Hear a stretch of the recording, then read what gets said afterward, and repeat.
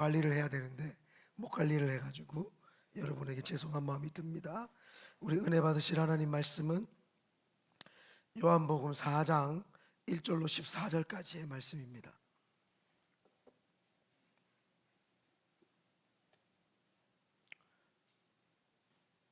우리 보라 전도사님 좀 읽어주실래요? 이거 본문을 죄송합니다. 제가 본인 마이크로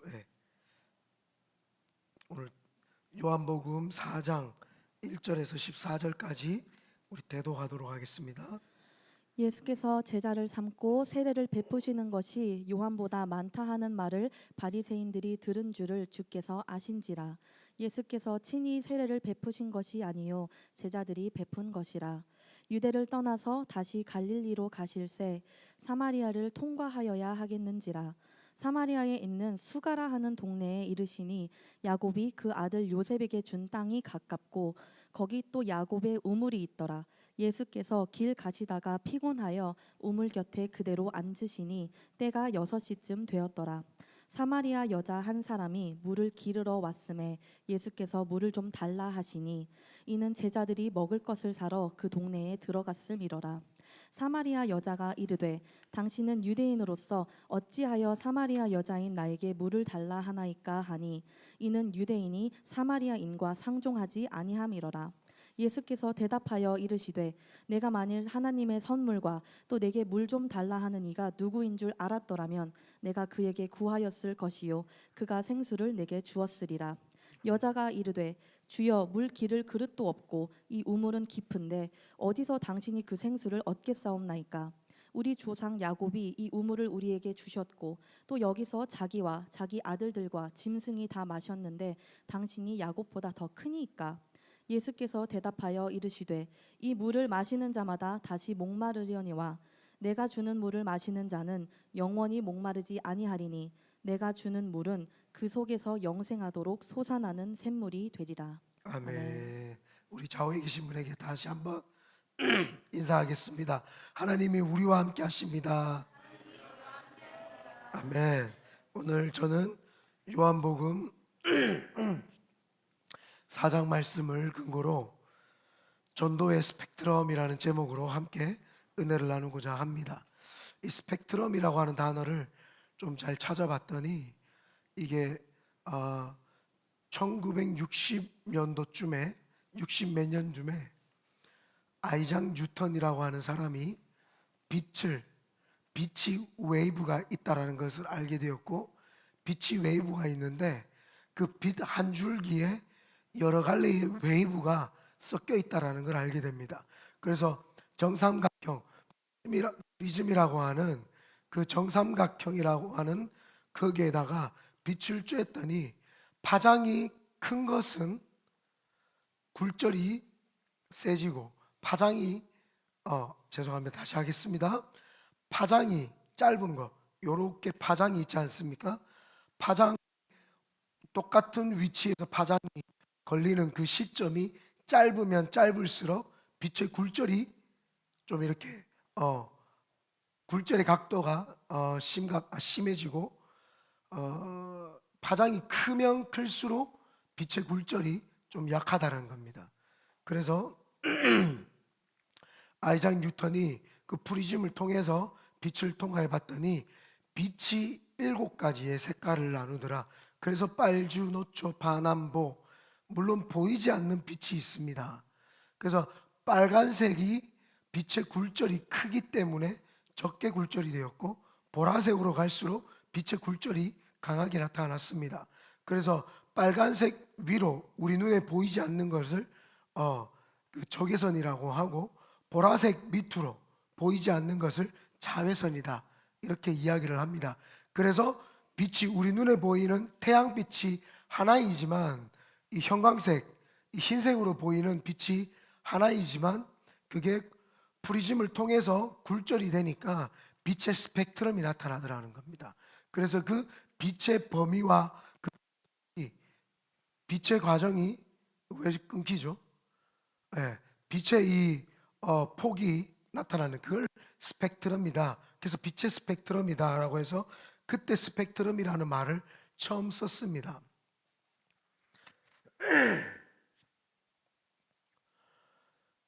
이 스펙트럼이라고 하는 말은 보인다는 겁니다. 우리 눈에 안 보이는 그 영어로 스펙설인가? 스펙 스펙 예, 죄송합니다. 스펙트럼에서 C인가 S자인가 빼가지고 예, 스펙터인가 하여튼 뭐 거기에서 뒤에 예, 목소리가 안 나서 죄송합니다. 네, 여튼 찾아보세요. 예, 오늘 제가 준비한 걸 다 못해도 여러분들이 찾아보시면 되겠습니다. 그래서 그 어말에 UM을 붙여가지고 스펙트럼, 그래서 보이지 않는데 있는 현상. 그래서 우리 유령 같은 거 이야기를 할 때 쓰는 단어, 뭐 스펙터인지 뭐 정확하게 저도 모르겠습니다. 예, 그 단어. 그래서 스펙터인가라고 하는 단어하고 유래가 똑같습니다. 어원이 똑같습니다. 그래서 보이지는 않는데 보이는 그 현상을 스펙트럼에다가 이야기를 해서 빛에 보이는, 그래서 무지개 7가지의 무지개 색깔을 그 빛의 범위로 보고 스펙트럼이다라고 이렇게 이야기를 하죠. 그냥 빛이 전달이 될 때에는 우리에게 그냥 빛으로만 보이지만 그 빛의 프리즘이라고 하는 것에 딱 통과를 해서 굴절을 통해서 봤더니 7가지 색깔이 나왔던 것처럼 전도의 스펙트럼, 전도라고 하는 것이 이기봉에게 통하면은 이기봉을 통해서 나타나게 되면 이기봉의 전도 방식이 되죠. 그리고 여기 있는 전도사님들에게 비춰가지고 전도가 나타나게 되면 전도사님들의 전도 방식이 되고, 우리 성도들에게 비치게 되면 성도들의 전도 방식이 됩니다. 이거 말고 이걸로 할게요. 죄송.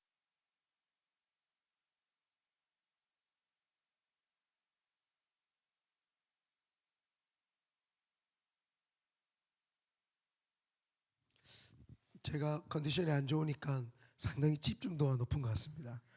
되게 은혜네요.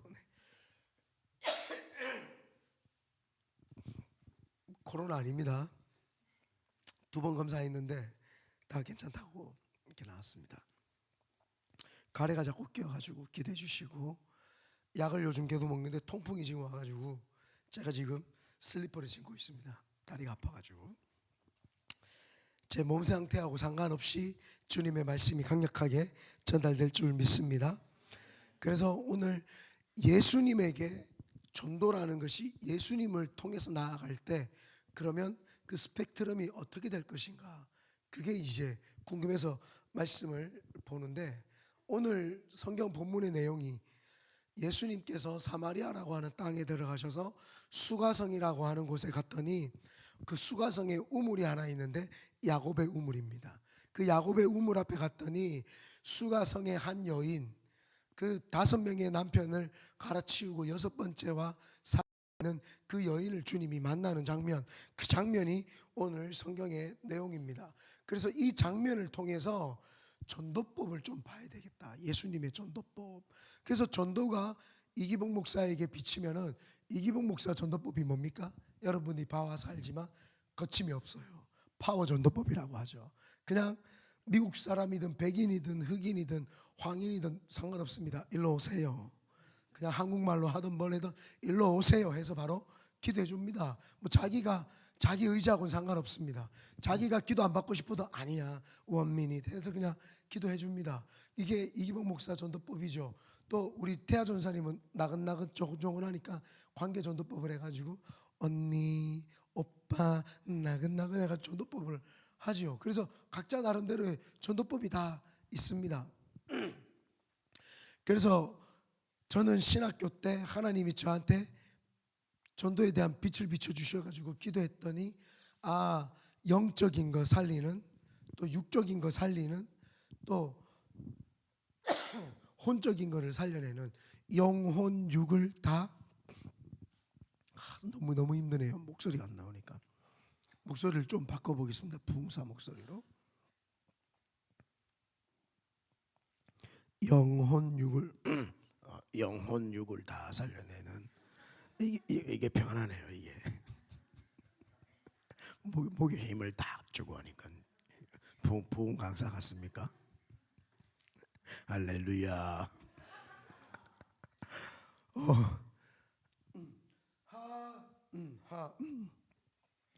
너무너무 죄송합니다. 그래서 하나님께 기도를 했더니 하나님께서, 제가 막 맞춰볼 테니까 용현 전사님이 그 목소리 맞춰주시면 될 것 같아요. 제가 막 기도를 했더니 하나님께서 영혼 육을 다 살려라. 영혼 육을 다 살리는 게 하나님 뭡니까? 영적으로 사람을 살리는 거는 교회다.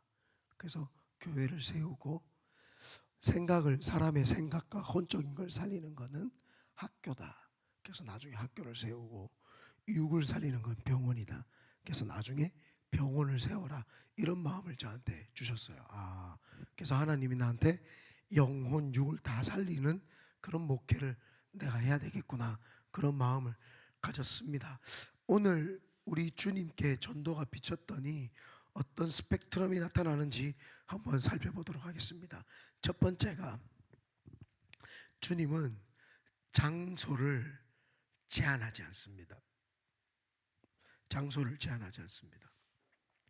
이스라엘 백성의 역사를 잠깐 살펴보면 하나님께서 다윗이라고 하는 정통성을 가진 사람을 왕으로 세웁니다. 나라가 부강하게 되었지요. 그 아들 솔로몬에게 그 왕위가 넘어가고, 그 아들 솔로몬 때에도 굉장한 부강한 나라가 됩니다. 그 부강한 나라가 되고 나서 솔로몬이 말년에 하나님을 제대로 섬기지 않습니다. 그랬더니 하나님께서 솔로몬 때까지는 축복을 주셨지만 그 아들 때의 나라를 갈라버립니다. 남유다는 두 족속을, 유다 족속과 한 족속을 해서 남유다라고 해서 르호보암이라고 하는 왕이 세워지고, 북이스라엘은 여로보암, 솔로몬의 신복이었던 사람이 배신을 하면서 11지파를 가지고 나라를 세우는 게 북이스라엘이 됩니다. 북이스라엘의 수도가 사마리아입니다. 오늘 나오는 사마리아. 남유다는 예루살렘.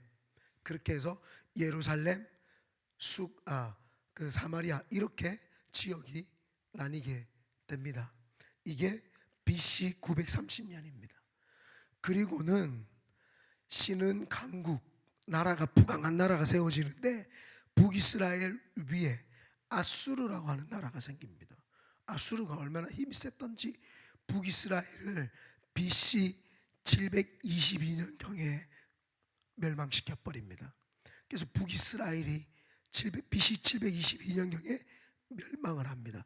멸망을 하면서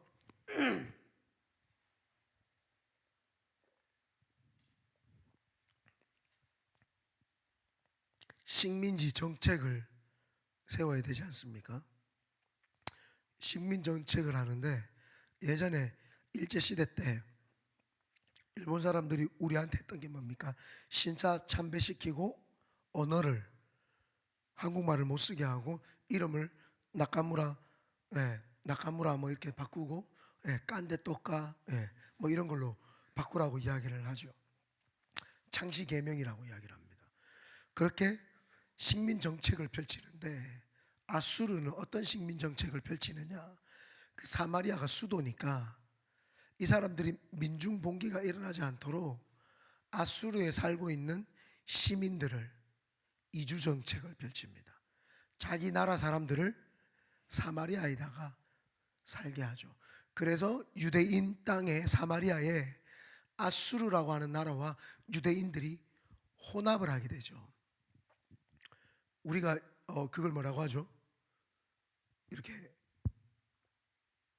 섞이는 거를 혼혈 민족이 되고, 이렇게 섞이는, 이렇게 그런 게 되죠. 그래서 이스라엘 백성들이 생각을 할 때 혼혈 민족이기 때문에 그 사람들을 정통 유대인들을 받아들이지 아니하고 개취급을 했습니다.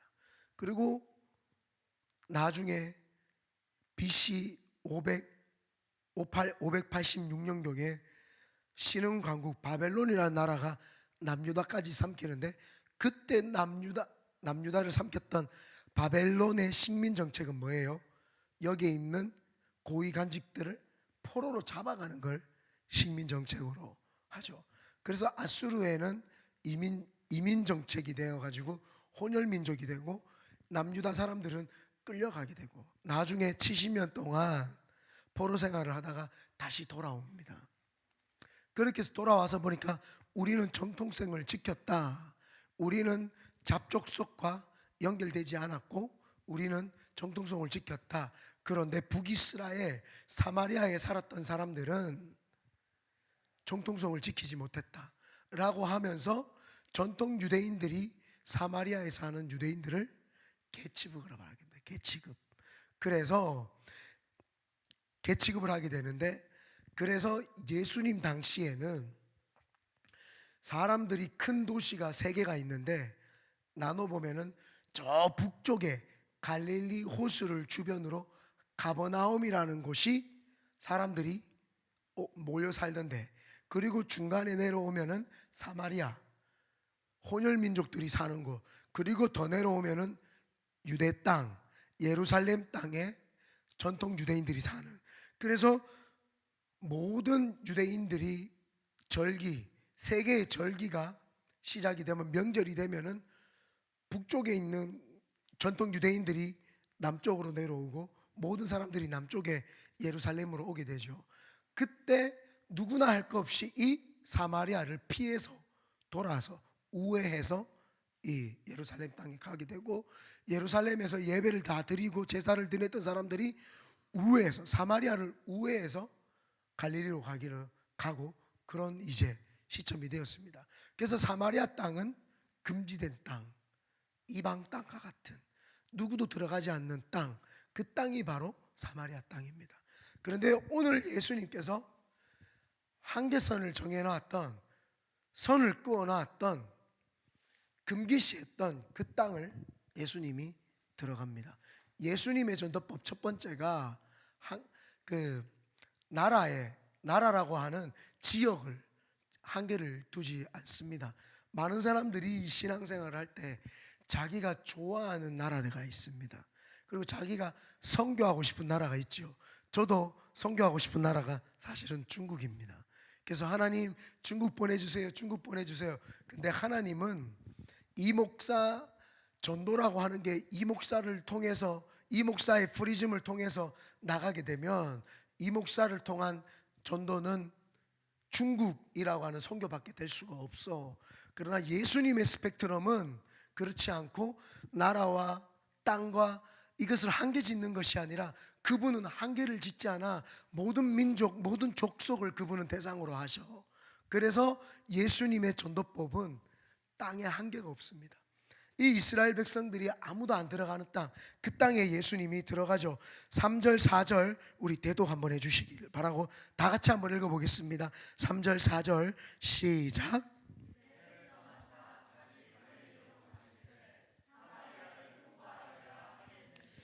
예수님께서 유대 땅에서 제자들 많은 사람들을 가르치고 난 다음에 갈릴리로 이제 올라가시는데 사마리아 땅을 통과하시는 거예요.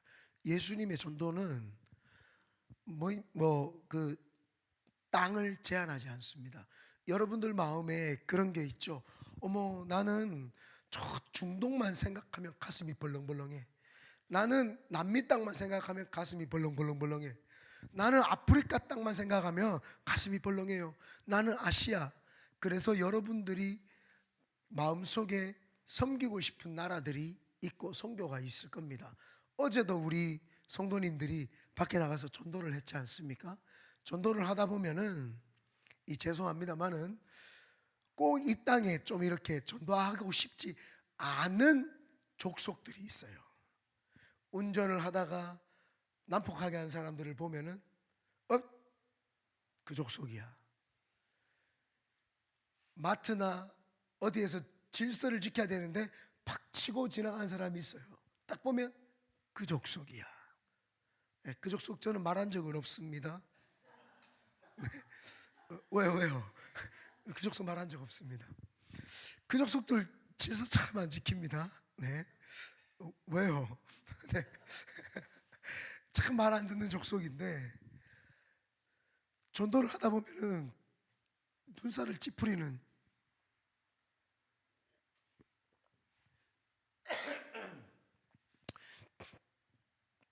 그래서 우리가 저 나라는 안 하고 싶은 그 나라들이 있잖아요. 또 우리가 생각할 때 우리 대한민국 옛날 어른분들이 일본은 선교를 하면 안 된다 막 이런 이야기를 많이 했어요. 저 철천지의 원수 이렇게 한계를 그어놔요. 여러분, 내가 어떤 땅을 싫어하잖아요. 주님 그 땅 보냅니다. 그래서 그 땅을 사랑하시기를 바랍니다. 철천지의 원수가 되는 그 땅을 사랑하셔야 돼요.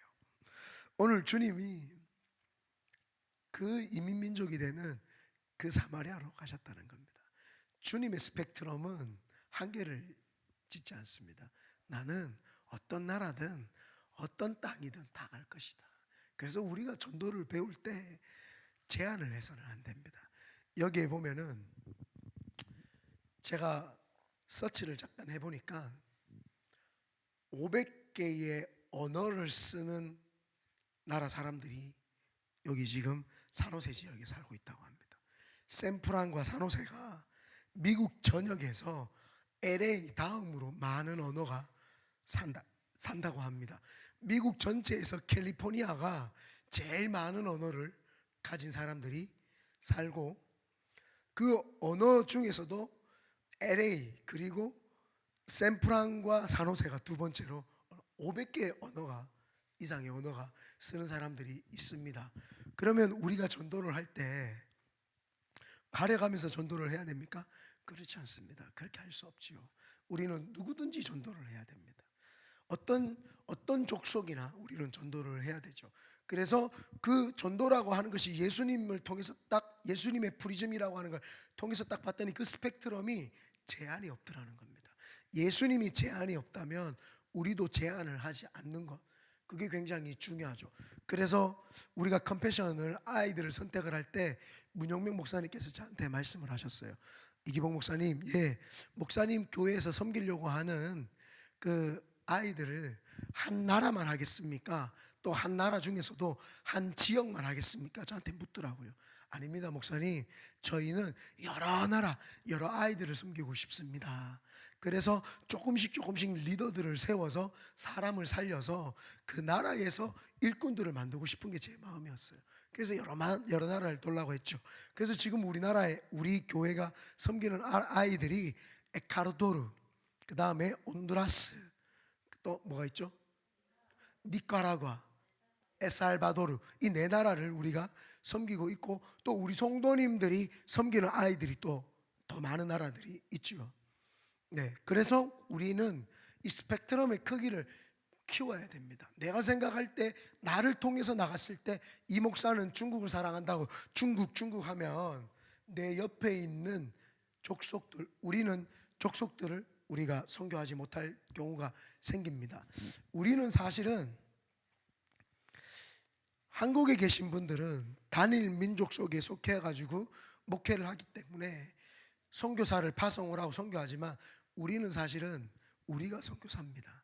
우리가 미국 땅이라고 하는 땅에 와서 우리는 여러 지역을 한계 없이 우리가 하죠. 우리는 사택이 써니베일이라고 하는 지역에 있습니다.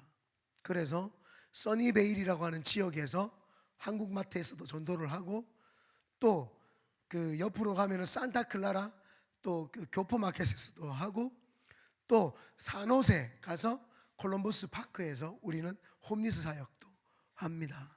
그리고 우리는 로스 알토스에서 예배를 드립니다.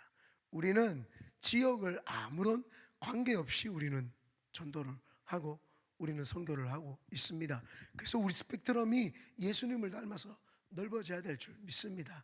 아무도 들어가지 않는, 유대 사람들이라고 하면 피해가는, 돌아가는, 우회하는 그 땅, 그 사마리아를 주님은 통과를 해버립니다. 그래서 우리가 주님의 전도법을 보면서 주님은 어떤 땅을 한계 짓지 않는구나, 우리가 이것을 알아야 될 줄 믿습니다. 두 번째입니다. 9절 우리가 한번 읽어보겠습니다. 9절 한번 읽어봐 주십시오.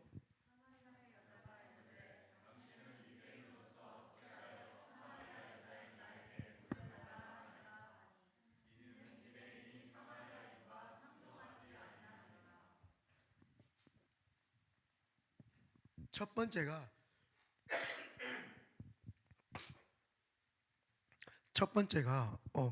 좀 열렸습니다. 첫 번째가 하나님은 지역, 예수님은 지역의 스펙트럼이 없더라는 겁니다. 두 번째가 인종의 스펙트럼이 없습니다. 주님이 성경에 보니까 가난한 사람들도 오라, 부자도 오라, 지위가 높은 니고데모도 와라, 지위가 낮은 소년소녀 가장인 마리아와 마르다와 그 누구죠 오빠 이름이?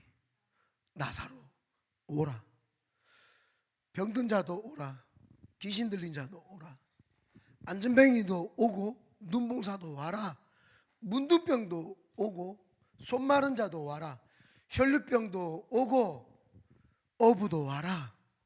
주님은요 인종을 가리지 않았습니다. 주님은 인종을 가리지 않는 그분의 스펙트럼, 전도의 스펙트럼은 그 인종을 가리지 않더라는 겁니다. 오늘 보면은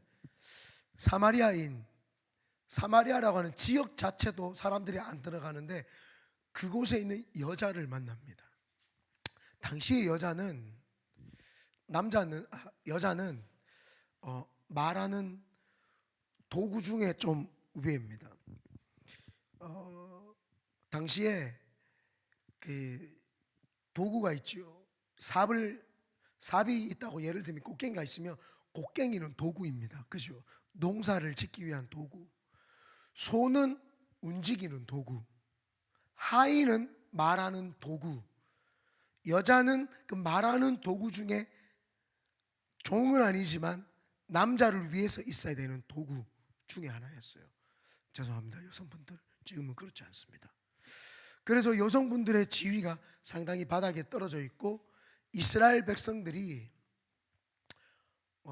어떤 남자들이 아침에 일어나면 어떤 감사를 했냐 하면은 우와 하나님 여자로 태어나지 않고 하나님 앞에 예배할 수 있어서 감사합니다. 요게 그때 당시에 인사법이었어요. 여자분들 막 화가 나죠. 감히 이스라엘이 그때 당시 문화가 그랬다는 겁니다. 지금 그렇지 않죠. 우리 교회에 여성분들이 있기 더 세다. 가끔씩 남자로 내가 왜 태어났을까? 여자로 태어났으면 나도 파워가 있을 텐데. 여성분들이 파워가 세요. 그리고 여성분들 일 하나 맡기면 알아서 막 쫙 해내죠. 놀랍죠. 남자들 일 시키면은 가끔씩 산으로 갈 때가 있어요. 남성교회 헌신 예배 볶음밥 만드시죠? 콤마쉐리 마마 볶음밥 아버지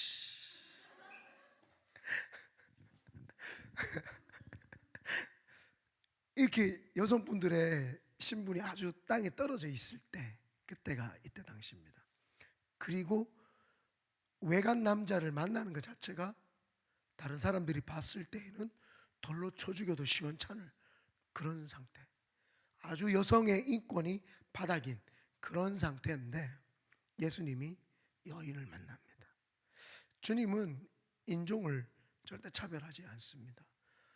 주님은 누구 직업을 절대 차별하지 않습니다. 전도라는 것이 주님을 통해서 탁 나가니까 인종의 그 스펙트럼이 아주 모든 족속, 모든 민족을 다 스펙트럼 안에 집어 넣더라는 겁니다. 그래서 여러분들 어떤 족속 보면은 진짜 막 전도하고 싶지 않을 때 있잖아요. 저 사람은 싫다. 나는 이 사람을 안 만나고 싶다. 그런 마음이 있을 때 우리가 그 전도를 예수님에게로 향해야 되죠. 그때 예수님이 했었던 걸 보면 우리도 마음이 넓어집니다.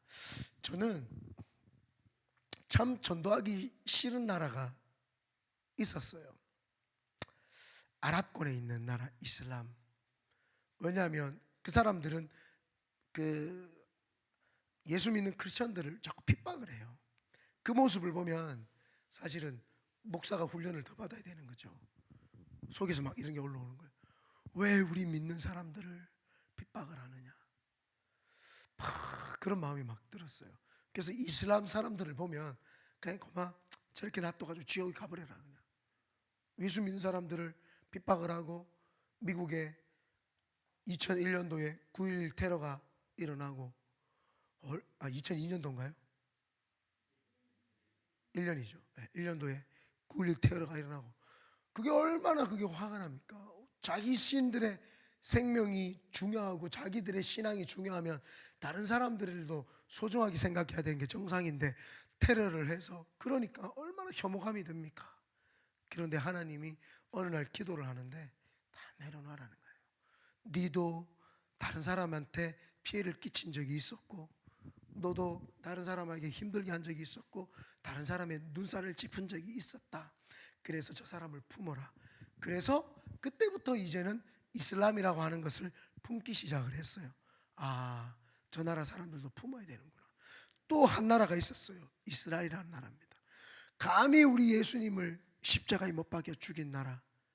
알고 봤더니 그 나라 사람들이 예수님의 열두 제자가 되어가지고 복음이 스펙트럼이 넓어져가 내까지 예수님을 증가하게 되었구나. 아, 유대인들이 제일 먼저 예수님을 믿고 그 사람들이 전도를 해가지고 내가 예수를 믿게 되었구나 아는 순간 유대인들을 생각하면 측은지심이 드는 거예요. 이제 우리가 기도해서 우리의 복음을 통해서 당신들에게 전달을 해주겠습니다. 그 마음이 든 거예요. 그래서 우리 교회가 이제 이스라엘을 위해서도 기도를 하지 않습니까?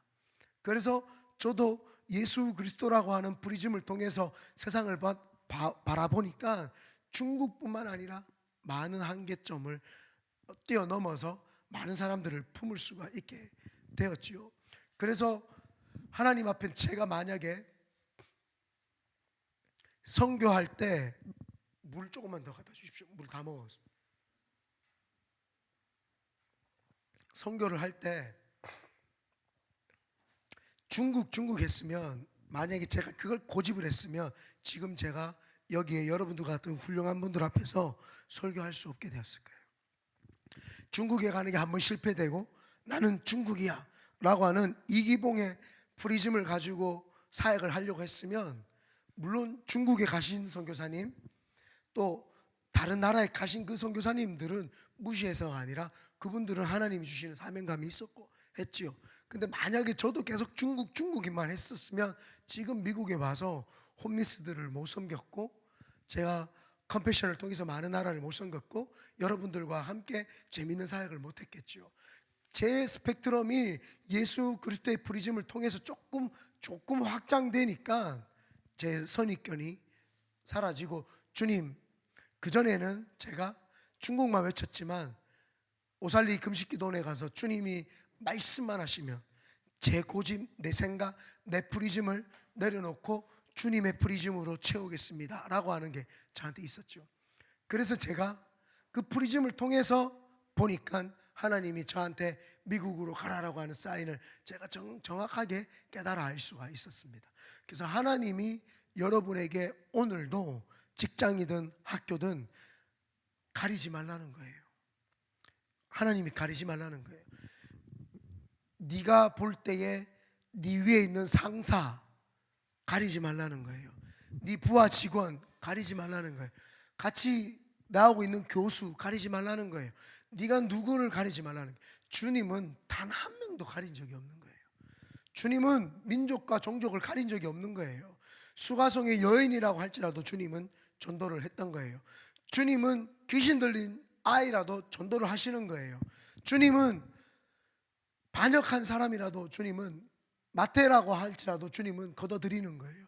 어부라고 할지라도 주님은 못 배운 사람이라고 할지라도 주님은 다 걷어들이는 거예요. 우리가 내 스펙트럼을 가지고 세상을 바라보게 되면 세상을 자꾸 한계 짓게 됩니다. 그래서 오늘 예수님의 프리즘을 통해서 우리 스펙트럼이 넓어지되 종족 상관없이 어떤 사람이든 상관없이 여러분 전도를 하셔서 하나님께로 인도하시기를 예수님의 이름으로 축원드립니다. 세 번째입니다. 6절 한번 우리 다 같이 읽어보겠습니다. 다 같이 한번 6절 읽어보겠습니다. 시작.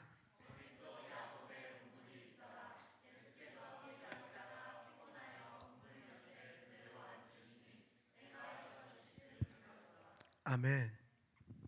세 번째 우리는 예수님의 그 스펙트럼을 봐야 되는데 예수님의 스펙트럼을 보니까 여기 뭐라고 이야기하냐면은 예수께서 길 가시다가 피곤하여 우물 곁에 그대로 앉으시니 때가 6시쯤 되었더라. 주님이 지금 뭐라고 합니까? 피곤하여. 여러분의 상태하고 상관없이 전도하시기를 바랍니다. 어떤 사람들은 핑계를 댑니다. 오늘 몸이 안 좋아서 전도를 못할 것 같아요. 오늘 저는 기분이 안 좋아서 전도를 못할 것 같아요.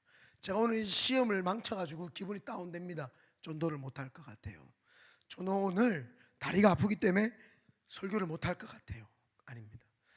내 기분, 내 상태, 내 컨디션, 내 바이오 리듬, 내가 가지고 있는 어떠한 상태하고도 아무 상관없이 우리는 전도를 해야 됩니다.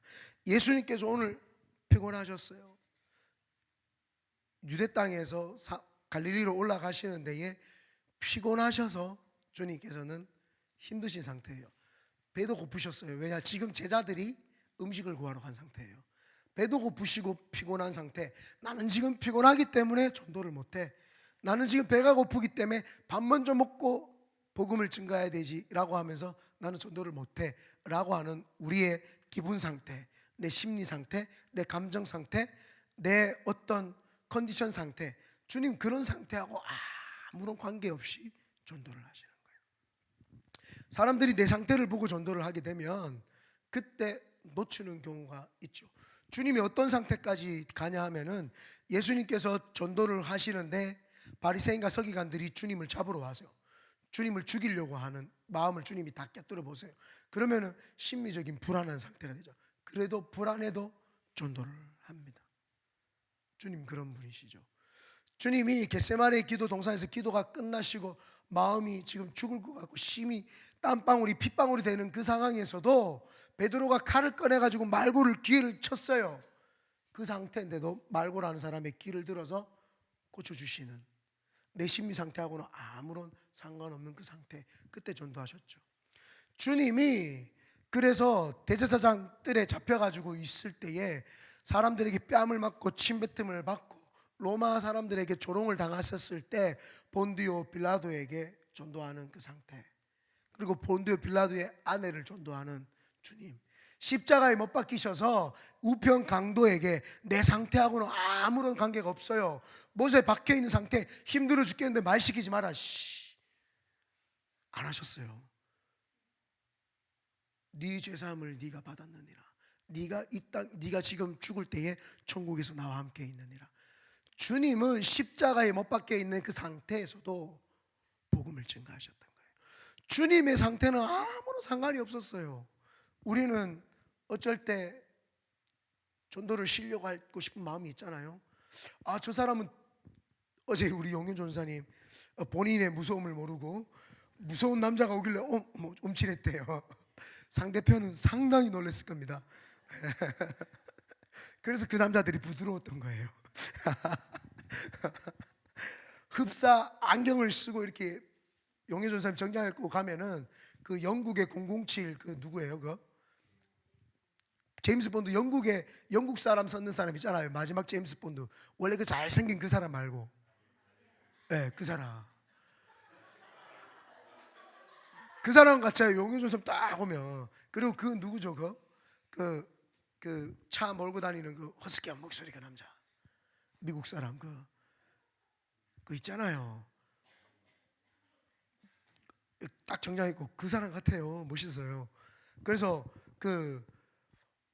전도 덩치 큰 사람이 왔어요. 내 기분 상태가 되게 쫄려요. 내 기분이 눌린다고 해서 전도를 안 하나? 전도사님 했잖아요 어제. 우리는 내 기분, 내 상태하고는 상관없이 전도를 해야 돼요.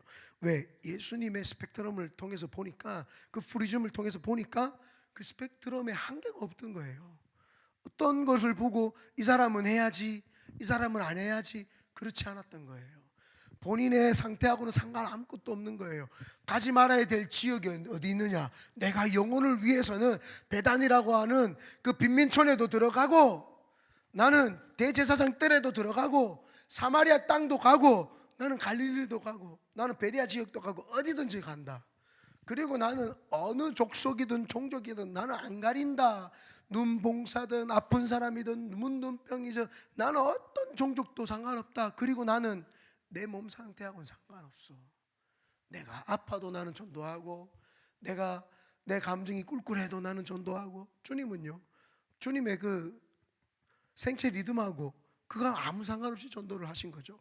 그래서 많은 사람들이 신앙생활을 할 때 가면은 전도를 할 때에 내가 자꾸 한계를 정해놓는 거예요. 내 기분이 이러니까 오늘은 전도를 못해. 내가 오늘 감기에 들렸으니까 전도를 못해. 몸살 났으니까 전도를 못해. 전도 못하는 것까지는 감사하죠. 교회까지 안 나오는데 할 말 다 했죠. 그래서 우리는 그 정도 상태 가지고 자꾸 내 감정 느낌에 쏠려서 사는 것이 아니라 스펙트럼이 넓어져야 되는 거죠. 주님 같았으면 어땠을까? 주님이면 뭐라고 했을까? 어제 참 감동을 받았어요. 거기 정선희 씨 간증할 때 너무 은혜가 되더라고요. 참 저 사람 어떻게 이겼을까? 그 모진 세월을 어떻게 이겼을까? 그 다니엘 기도를 쭉 쳐다보는데 그분이 이야기를 하더라고요. 내가 너를 사랑한다. 그 애매모호한 그 만지심, 확실하지도 않은 빛이 통과하신 저는 통과했어요. 그 옛날 그 간증이 나예요. 나 빛이 팍 통과하고 그 사람이 저예요. 근데 그죠? 인생이 팍 바뀌고 막 팍. 그런데 저도 빛이 통과한 사람도요, 주님의 음성이 사랑한다예요.